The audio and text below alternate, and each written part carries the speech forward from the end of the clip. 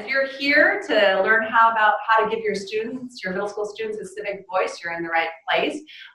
This webinar is an introduction to Civic Action Project for middle schools. Today presenting will be Chris Canali from the Florida Joint Center for Citizenship at the Lou Fry Institute. Chris, you want to say a quick hello? Hi, everyone. I'm happy to be here, and I'm happy that you're on the webinar. Thanks for joining us. And then also presenting with Chris will be Gregorio Medina from Constitutional Rights Foundation. Hello, everybody. Glad you could join us today. And myself, Laura Wesley, also from the Constitutional Rights Foundation. And then finally, we have Val McVeigh from FJCC. I don't know if Val wants to unmute herself, say a quick hello. Hi, everyone. Great. Just for those of you who might not know who we are, the Constitutional Rights Foundation, we've been around for 55 years now. We're a nonprofit, nonpartisan organization, and that nonpartisan piece is super important to us. That's how, because we're nonpartisan, we're trusted in schools across the nation. And really, we don't advocate one side or the other. We like to present multiple perspectives, like you indicated in the chat section, and let students really grapple with that information. So locally, we work on expanding Horizons internship program, placing first-generation college-bound students into professional career internships. We also do a great Cops and Kids program. Statewide, we are in charge of the mock trial program for the state of California. And then nationally, we have our Civic Action Project for both middle school and high school, as well as our Bill of Rights in Action, which goes out to about 40,000 teachers around the nation. So if you don't get our Bill of Rights in Action, it's free. Go to our website and sign up, which is crf-usa.org. Val, want to introduce the Florida Joint Center? Absolutely. So the Florida Joint Center for Citizenship is a bipartisan civics ed organization that was originally founded by former Congressman Lou Fry. He was a congressman from the Central Florida area, and former Senator and Governor of Florida, Bob Graham. And they both have institutes, the Lou Fry Institute at UCF, and the Graham Center is at the University of Florida. They came together to do a bipartisan group around the development of enlightened, responsible, and actively engaged citizens, which is FJCC. We are founded by both groups, but we are administratively held at the Lou Fry Institute at UCF. I would encourage you to check out our 3 websites that we have.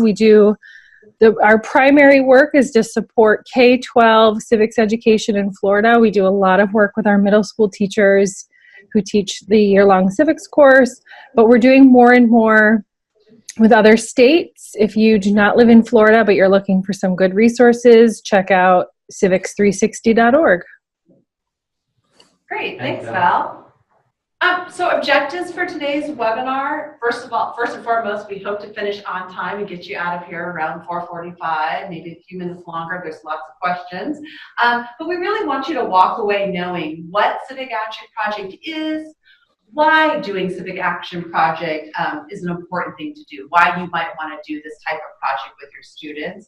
We also will explain to you how to get your students started on a project, kind of the nuts and bolts, how do you group students, how do you select issues. We'll also share with you, obviously, all the free resources on the website. We'll share with you how to keep your students on track through project planners. Also where to find these resources, right? So we have a civic toolkit, we have the planners, we have the lessons. So kind of orientate you a little bit with the CAP website. And then finally, we also want you to be able to see some examples of a student project, which gives you some ideas for a culminating activity. So we're trying to do all of that in the next 40 minutes or so. So Chris, I believe Chris was going to talk about this initial prompt, which usually start this CAP workshops with. Yeah, sure. So one of the things to think about is, how does social studies promote the development of engaged citizens? So as you look at that question and think about that question, we're going to go ahead and give you a few moments to potentially type an answer over in the chat bar. And, maybe think about, your instructional approach to developing civic attitudes, thinking about how inquiry leads to action. But I think we would all agree that social studies does play an essential role here. When we look at the history of social studies, we know that our framers were very interested in the role that education played to help educate and inform the citizenry. And even today, we see continued debate over the role schools play in making sure that our students understand where they need to be so that we are able to maintain our republic. So, yeah, that's pretty much it when we think about that. So, as you guys, take that moment, we'll give you just a few minutes to think about that question. Now, Marcy from Georgia actually came with a really great example of what something that she does with her class about bringing in government speakers, informing students about voting, and looking at other points of view. Any other strategies or activities that some of you complete with your students in your social studies courses that you believe promote their development into being informed and engaged citizens? Preparing them to be individuals who can actually influence decisions and their communities and influence the decisions of decision makers being made on their behalf. So Marcy came up with a great example of something she's doing in her class. Simulations, absolutely. That's a great way to introduce students to how some of our institutions function and in some cases interact. So that's a great example. Simulations, current events, should be, and that's actually one of the proven practices from the Guardian report. Going over current events and issues, making the content relevant for the students and immediate in their daily lives. So we have simulations, current events, any other activity? Yes. Actually observing local government in action. Taking students to town meetings, council meetings. Another great example. So we have some really good examples, simulations, current events, wrote letters to our senators, governor, even Mr. Trump to discuss the issues they have studied and are most interested in. Chris, if you see anything there that you think really resonates with some of the work you've been doing?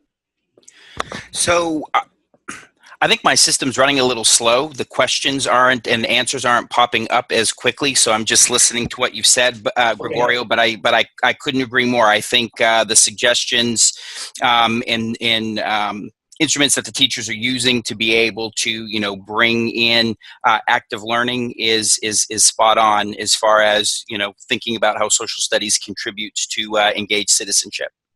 Now we have one provocative post.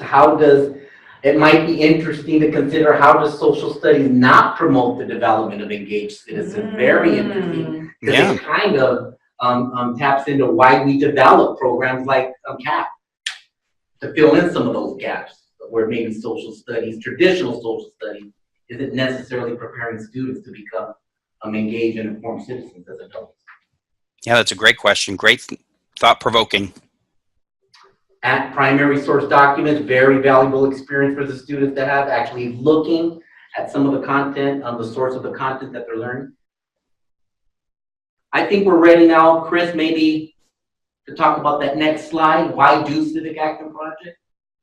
Yeah, so this is from the front page of the New York Times, and I thought this headline was striking. How youth learns to use our Constitution. One great task of the high schools of America is to inculcate the habit of civic responsibility in the young citizens of tomorrow. And I think what makes this headline so interesting is it actually ran in 1928.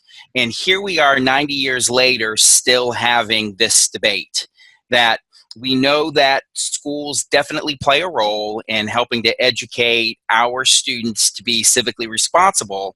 And in 1928, they were having this discussion, and here we are in 2018 having this discussion. So revolving around that question of why do the Civic Action Project, I think you'll see that this mix of content and skills really provide an opportunity for students to understand the role that they play and that their voice can be heard and that they are solid groups that can affect change over policies that interest them. Great, Chris. And that's really, and it's really interesting that you ended up on the policy angle, because that's really one of the unifying threads of the entire CAP program. So in response to the question of what is Civic Action Project, we like to refer to it as a web-based practicum for teaching civics and U.S. government. First of all, as you're going to see in a few moments, all of the resources are web-based, so they're easily accessible for the teachers and the students if they have internet access. Policy, that is key to the entire experience. This is what elevates the CAP experience from traditional service learning, because what we really want students to do is to engage policy, make their ideas and their efforts sustainable beyond these discrete service projects. How do they influence the decisions of the decision makers in their community? Standards-based, that's what makes it applicable to the classroom for the teacher, because if it doesn't register on that Richter scale of student assessment, it's not something you're going to be able to teach in the classroom. So we're very sensitive to that. So we have aligned these lessons to the standards.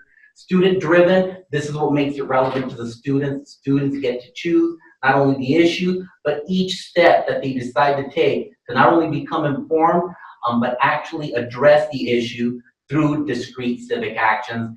And it's a variety of civic actions that is really what's being assessed in the CAP project. Not whether they solve homelessness, because that's not going to happen in one semester, but that they completed a variety of civic actions to become informed, engage the policymakers, and even come up with perhaps not only a service project, but maybe a policy recommendation of their own that they think would be an effective way of addressing that problem in their community. The reason that they chose it in the first place is personal.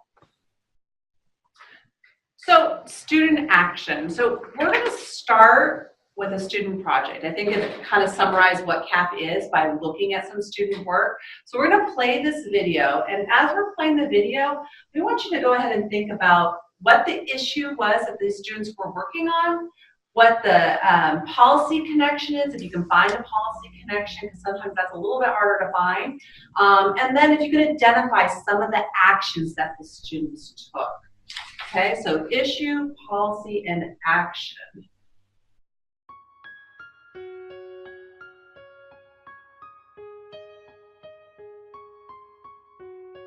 I feel that it's not safe and people shouldn't do it because it's better to just put your phone down and not risk your life. I mean, it is a horrible thing to do, and if you could risk your life, like just looking down at that one text message. You might not know what could happen. You might get in a crash, or the person isn't paying attention, and the people could get in a car accident.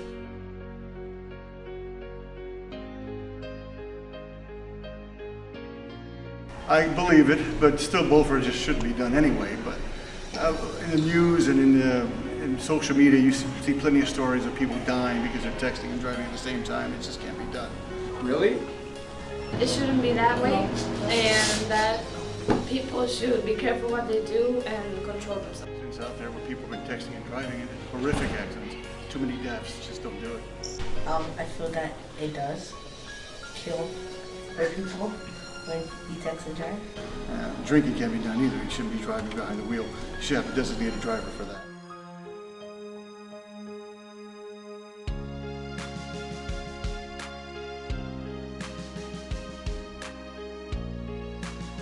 It should go at least a little bit up because they should know what they did and earn up to it. I think it should stay the same because, like, you're wasting people's money and basically nothing.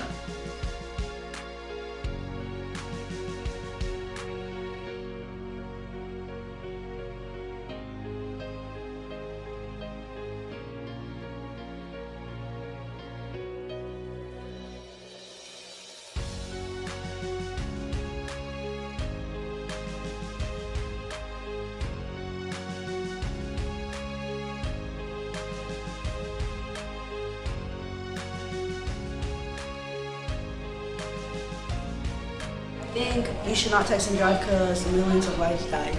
I think that the punishment for texting and driving should be jail time or a higher fee.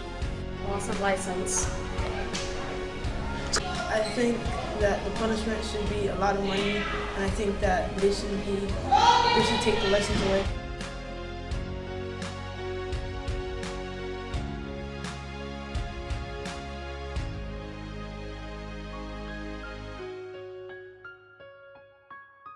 So what was the problem? Using the chat section, hopefully you were able to hear the volume was okay. What was the issue that these particular students were working on? And it's not a trick question. There you go, texting and driving, absolutely, that was the issue. And then what was the connection to policy that these students made? That you might have to stretch a little bit. Could you see a connection to policy? Fines, absolutely, they wanted to increase fines, and that the policy was perhaps too lenient on those that were caught texting and driving. And I just want to very quickly point out here, that Laura pointed out, it's sometimes disturbing that the students usually go towards the punitive. It's something that you should consider, students should consider, and a policy that incentivizes good behavior. The example that I use with students all the time is that I get a good driver discount from my insurance company for not getting any moving violations or traffic tickets. So it's just something to consider as students start thinking of policy connections or drafting new policy, that they should also consider that maybe the punitive has already been done to death, that they might want to balance it out with a policy that actually incentivizes positive behavior.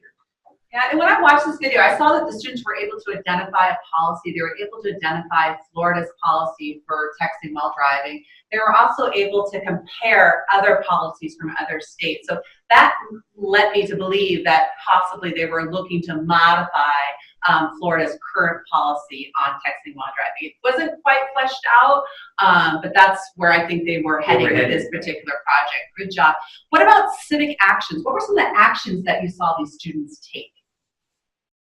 And think discrete civic actions, individual civic actions. What were some of the things that they were doing? Recommendations, they did get some recommendations, make recommendations. As a result of their findings and interviews. Yes, raising awareness of future drivers. Raising awareness, they did a public service announcement, they did a survey. That's a very important thing, to survey what other people thought about texting while driving. Yep, they interviewed other people. This is really great responses, because I think we're really grasping what we need about discrete civic actions, which is really important when the students are going to ask, what do you mean about a civic action? These are discrete examples of what we mean by civic actions. Good job, great. So I think what we're going to do now is we're going to go and visit the CAP website so you can see where you can get all of the resources that lead students down this path.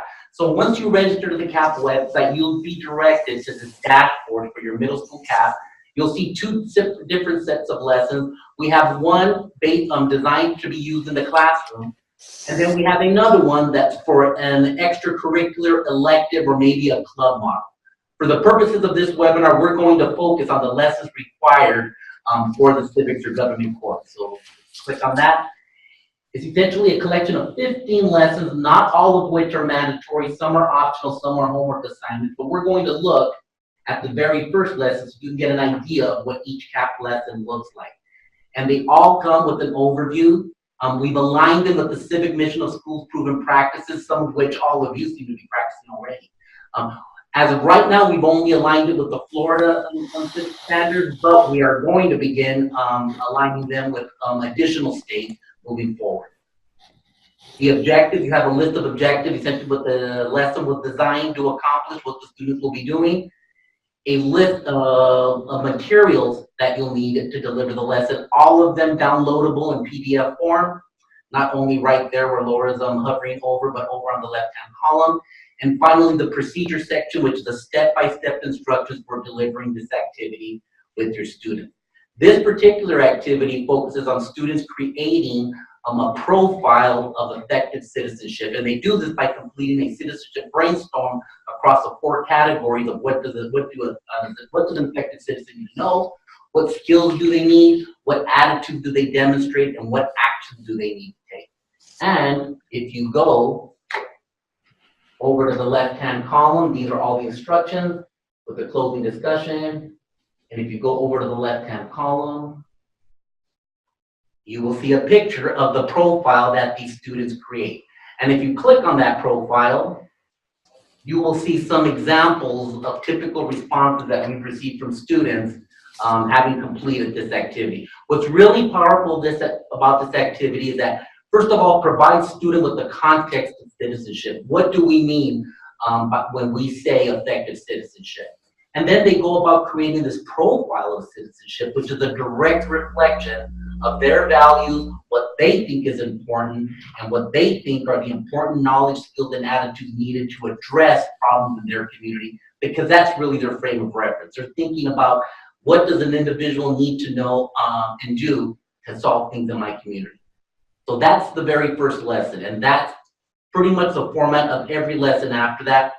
The next lessons, the featured activity, students complete a cause and effect activity first.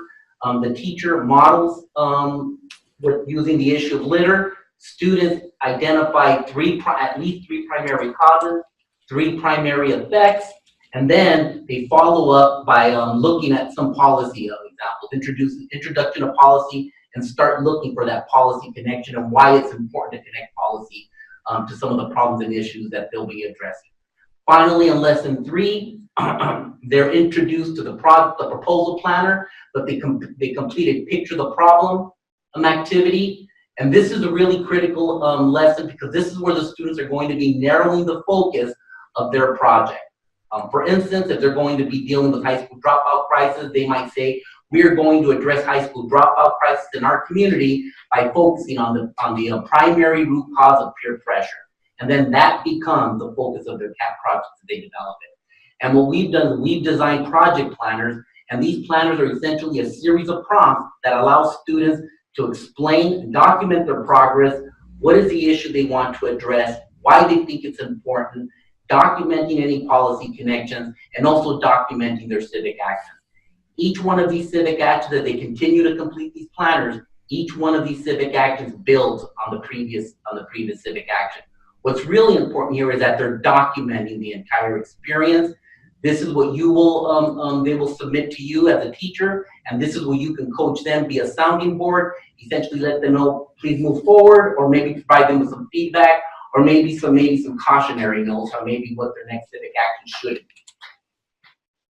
But Chris, so we have like around 15 lessons, not all of them mandatory, some of them optional. I'd like to ask you, since you've been doing this in Florida now for just almost a year, what would you consider to be the essential CAP lessons that a teacher would need to teach in order to get their students started on a really great civic action project? Yeah, absolutely. So time is always a concern when we're delivering instruction, especially with the magnitude of content we have to get through. So in looking at these lessons, if you were to focus on lessons 1, 2, 3, and 6, those lessons revolve around policy. And because policy is the crux of what the kids are doing, if you can do those lessons, then when you move into the civic action pieces, and some of them are embedded in those lessons, but when you get to civic actions C through F, those would be what I would consider to be the essential core. Those are the ones that must be done. The others, if you have time, can certainly be integrated, but those components, 1, 2, 3, 6, and the civic action lessons are the ones that absolutely positively have to be done, so that foundation is laid for the kids to be able to move forward. And the key about those lessons is they allow the students to see where they were, where they are, and where they're headed. And that's nice, because all of those pieces constantly have the kids reflecting upon, their essential question as far as what they're investigating in whatever policy they may have selected, but also to decide how to move that project forward. And looking at those lessons, they have that reflective piece built in, so that if anything didn't seem to quite work the way they thought it would, it gives them that opportunity to reevaluate and self-correct, if you will. But Gregorio, those are the absolute essentials, I would say. Thanks, Chris. And once again, what's really important about the planners, if we go back to the dashboard so you can see where the planners are at, what's really important about the planner, as Chris mentioned, is that it allows not only the students to document what they're doing, but also gives you an opportunity to provide them with feedback and also monitor their progress to make sure they're on the right track. So this is the teacher dashboard. This is what you'll be seeing. Once you submit a class roster, students will get their own username and password. And if we scroll down, a little further down, this is what the dashboard that the students will be looking at. So if you click on the go to my planners, these are the different planners that we designed to help the students develop their CAP project. We went over the proposal planner, the thinking it through planner. Once again, a series of prompts that ask students the same questions. What is the issue? Why is it important? What was their last civic action? What would be their next civic action? Then we get to the civic action planners. It's the same planner. We recommend you have the students at least complete 3 or 4 of these. And once again, it's just documenting, because really the core of the CAP experience is students completing a variety of civic actions. That is what you'll be assessing in terms of their success. And this is what a civic action planner looks like. These are all PDFs, they're downloadable, so the students can complete them, then submit them to you, and you can very quickly see what it is that they're doing, what they plan on doing, and then giving them the okay, and then letting them move on to the next civic action.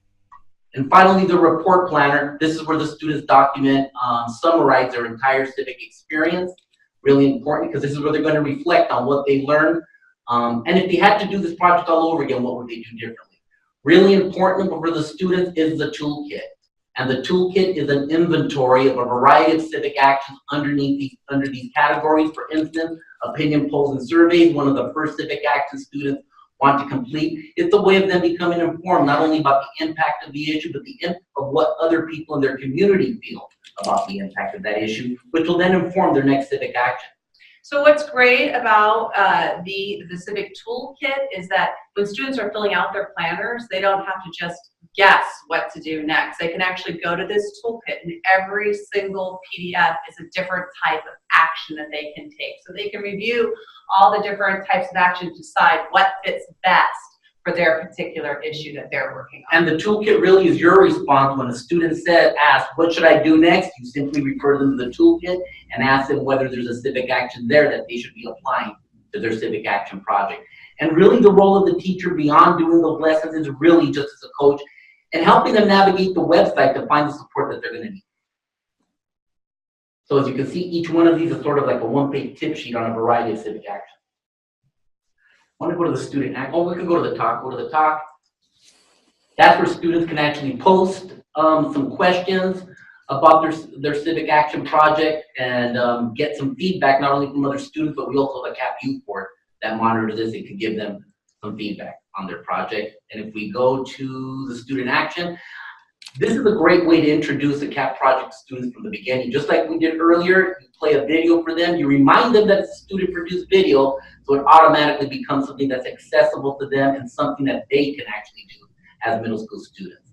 So I usually introduce the CAP project by showing them one of these videos, asking them some of the same questions, and I think that's a really great way of orienting them with what are the expectations of a CAP project.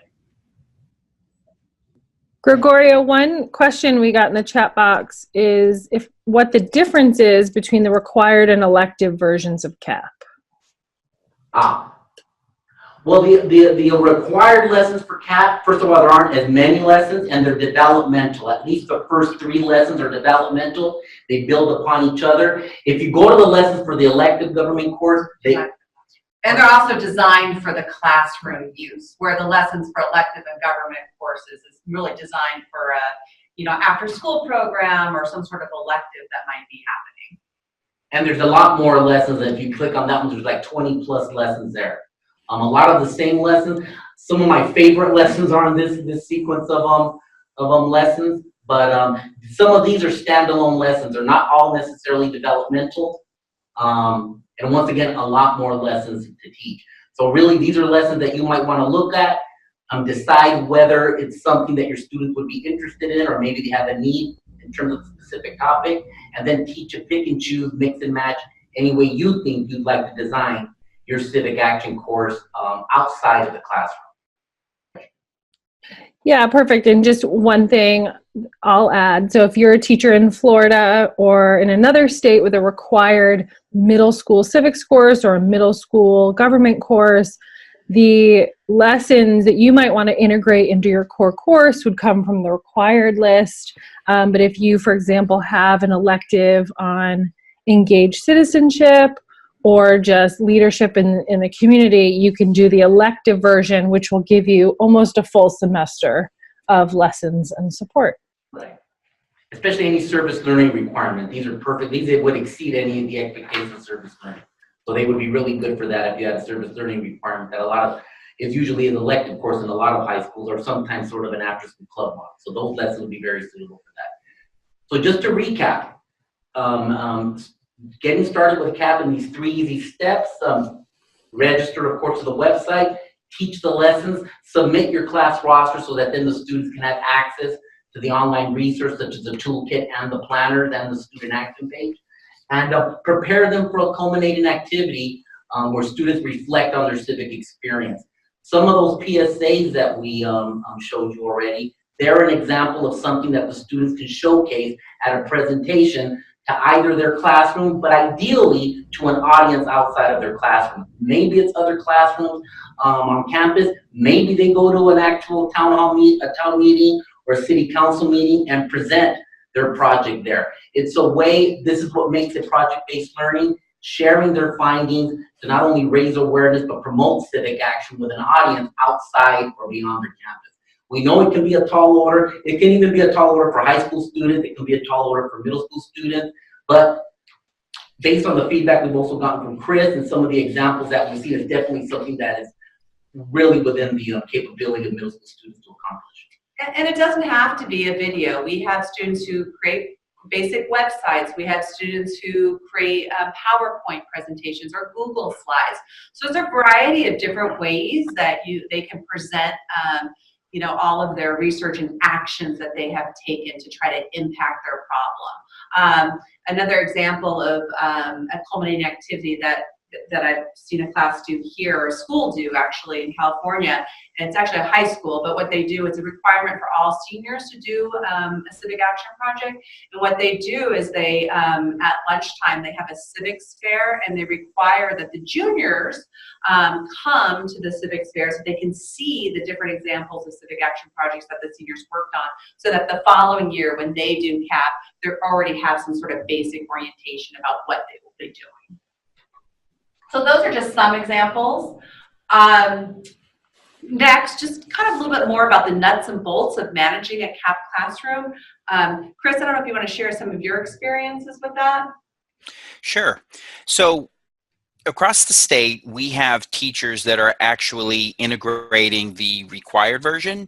And the reason for that is our content load is so heavy, they find the reduced number of lessons feasible for them to be able to, you know, have the rubber meet the road, if you will.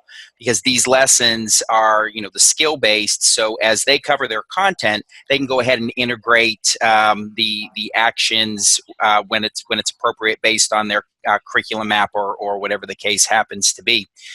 But the way in which teachers actually integrate this project varies, and that's what's so great about it, is there's not one set way of doing it. So for example, we've worked with schools where groups of students have selected a policy and investigated it together, so that within the context of the class, there are several groups investigating different topics. We've had teachers have students investigate policies of interest to them, and then the students share those policies, and then the class collectively votes on which policy they'd like to investigate, because the teacher thought it might be more manageable for them to facilitate if it was a whole group project, and then break the students into smaller groups to cover various aspects of that project. That way they're establishing those goals and expectations so that they can move the students along. Regardless of the method chosen, the project planners play a key role, because as one of the participants had identified, they definitely scaffold the process. So as I mentioned earlier, students know where they've been, where they are, and where they're headed. So the way in which you can go about integrating this, really, as they say, the world is your oyster, because that required version does take into consideration the amount of content that has to be covered. And we know from the research that we're incredibly strong with the knowledge, but where we see some gaps is the utilization of the skill set. And so I think this helps fill in some of those gaps. In essence, kids are beginning to understand why they're having to know these things. But like I've said, we've had a variety of successes, and the culminating projects that the students actually achieve. We work with a school district here in Central Florida where we had 2 middle school students go to their county commission and express interest in the creation of another domestic violence shelter. These 2 young ladies were interested in creating another shelter because the closest shelter to their community was over an hour away, and they thought it would be beneficial to have a shelter closer. And in their presentation to the county commission, they realized quickly, based on the commissioner's feedback, that the tax revenue simply wasn't there.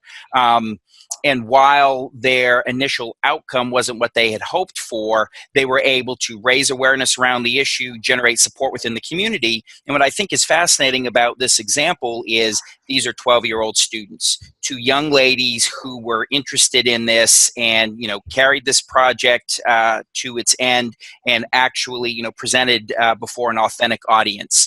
So whether you're creating a PSA on the dangers of texting and driving, or a PSA on raising, teen suicide awareness, or presenting to a county commission on the creation of another domestic violence shelter, you're going to get that range of project. But the key is, regardless of the outcome, you have as the teacher the opportunity to manage the way you want it to move. And the supporting documents contained within the lessons will allow you to facilitate whichever direction you choose. Chris, you wanted to go over this slide? So my screen has frozen. So is this the helping develop effective citizens? That is correct. Thomas Dewey, I believe. Okay, yeah, perfect. So Dewey was big on experiences, right? And when we look at this quote, he's the master of educanese, as they say. Experience is the interaction of a person's needs, desires, purposes, and abilities with the objective circumstances of the surrounding environment. And if we're going to put it simply, this is people are transacting with their environment in such a way that they're dealing with and solving problems they encounter in their surroundings. And what's so great about this is they are transacting with what he identifies as this notion of a beginning, middle, and an end of an experience. And the end is really just the beginning for the next step. And I think that's what CAP does. Because as the students go through their projects and they come to the next step, that's exactly what they're doing. They've just completed an end, but that end is the new beginning, because now it's the launching point for, where they're going to head. And, anytime you transact with your environment, in this instance, the classroom, your content and methods are coming together, and your students are learning from the past, they're applying it to the present, and really thinking about those implications for the future. And I think this is key for social studies, because we know that teachers who afford their students the opportunity to inquire, investigate, problem solve, they're really changing the way their students perceive their learning. And CAP definitely provides that opportunity for students. And so, looking at this next slide, this is from the work of Dr. Peter Levine out of Tufts University and Circle. He asks this question, and he firmly believes that, all citizens should be asking this, and that is, what should we do? And I think in the context of, what we do, regardless of the content, especially within the social studies, this is a question that we can build our content around, because it definitely helps students understand, why are they learning this? This question is intrinsically about values and principles. It implies that there's an understanding of the options before students, their probabilities of succeeding and the costs and consequences.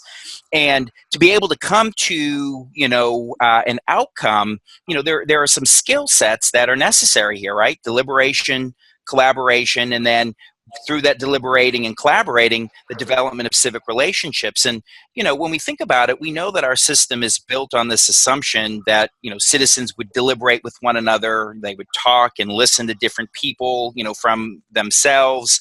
And, in a way it acts as a check on those values, strategies, and facts against, other people's views and help to, create and form ideas on a topic that we may not have considered before.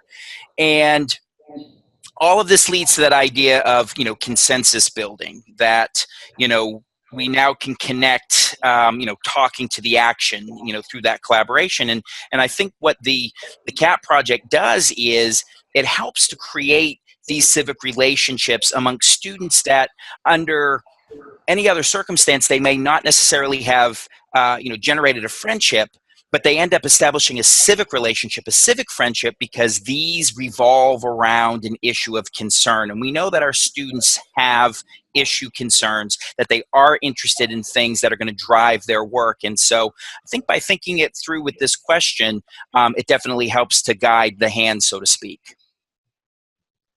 Really good, Chris. And I think that's what we want students to walk away with from CAP. We want them to walk away with, how to be an effective citizen. What are the knowledge, the actions, the skills, the dispositions that effective citizens have? And not only do we want them to have this particular knowledge of how to be civically engaged, but really I think that the transformative part that I've seen in students who've done CAP is not just knowing this information, but actually knowing that they have a responsibility to do something with this information. They'll no longer feel disengaged. They know that, okay, I have this knowledge and skills, I have this obligation that I have to do something if I see something that I want to change in my community. And as a result of the experience, they know who to contact, what are some strategies on how to contact it. They start learning experience, resilience, how to deal with some setbacks. But the ultimate goal is that they emerge from this experience feeling confident enough to actually engage local government, engage other networks of people working on issues, and actually influence some of the decisions being made to address issues and problems that they feel are really important to their daily lives. So thank you. We're going to go ahead and take some questions in a minute, but I just wanted to talk about the next steps. So as we mentioned before, everything is free. You just have to register on the CAP website. You can submit your class roster. And then obviously keep us posted on social media. We have a hashtag CRFCAP. Would love to see what you're doing in the classroom and support you. Not only can we provide support through social media, but we're obviously available through email as well.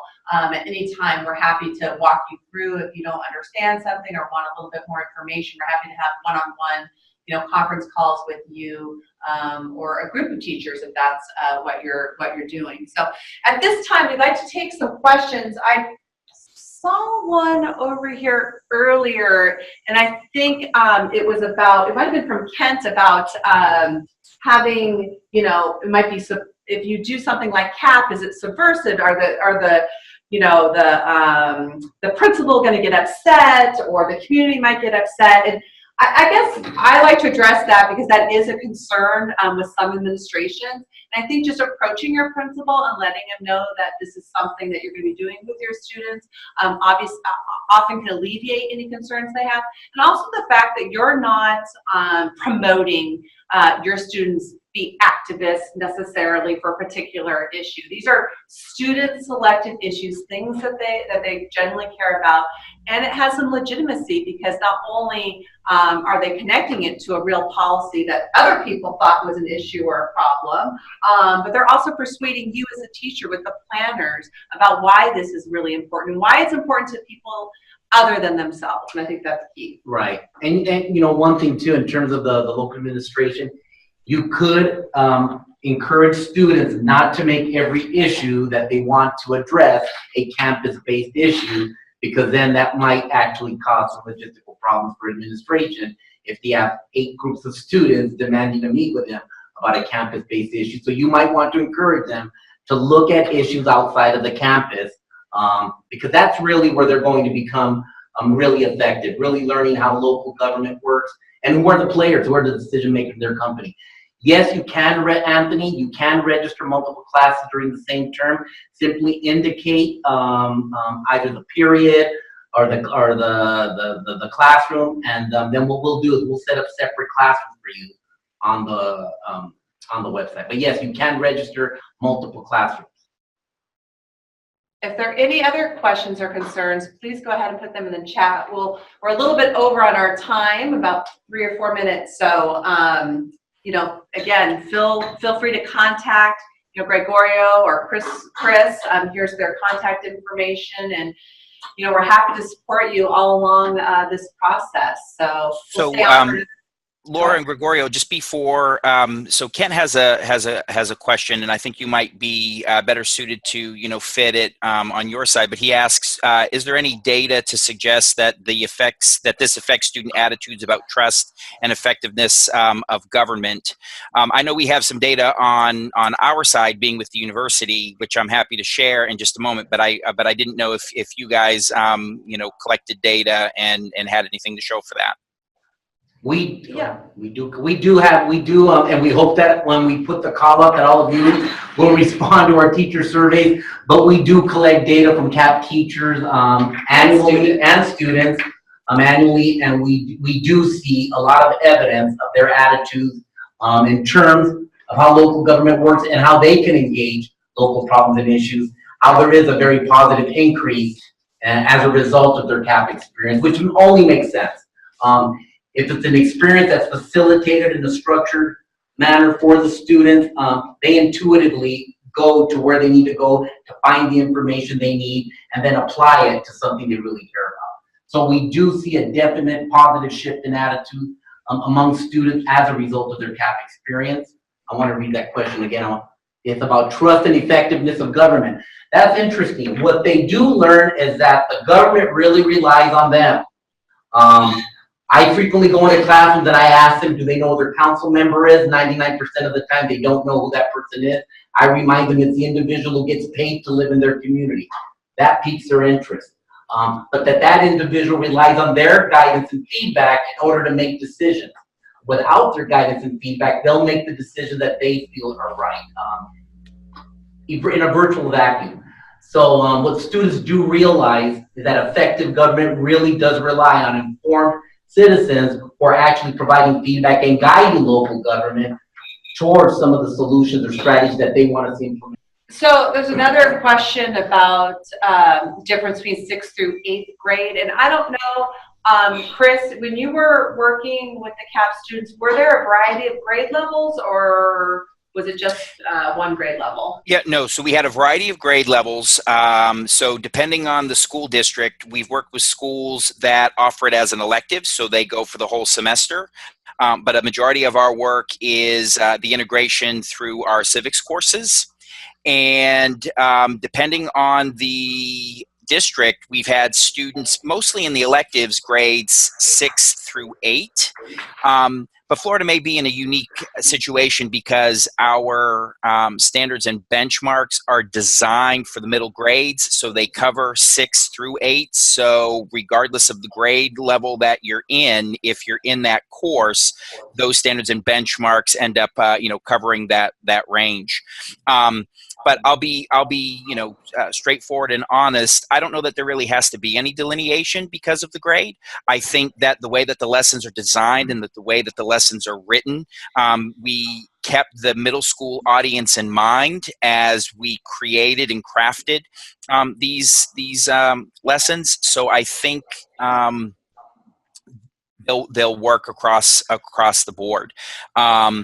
In the schools where the elective course was run and we did have students 6th, 7th, and 8th, everybody worked incredibly well together.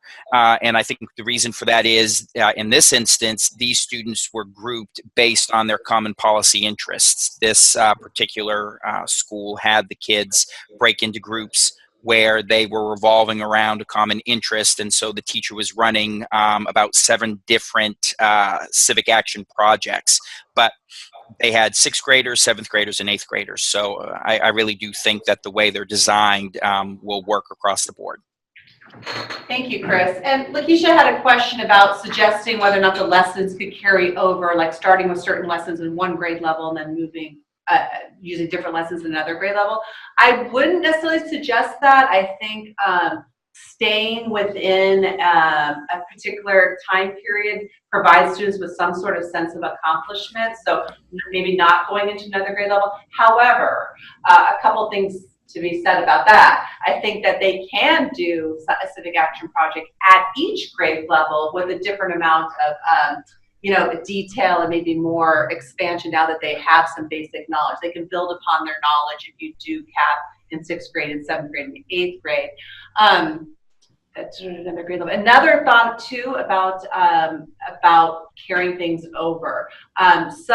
We've heard some teachers who have students do their civic action projects, they save the planners, and then next year when a group of students want to do that same particular issue, they often can reflect on the planners that the students before them have worked on that issue, and then can take it from that point on and move forward without starting the ball over again. So there's different ways that you can incorporate CAP in the different grade levels. And sustain the effort. I really like that idea of students, especially with the project report, leaving a baton for another group of students to pick up where they left off on the same issue, as opposed to starting from scratch.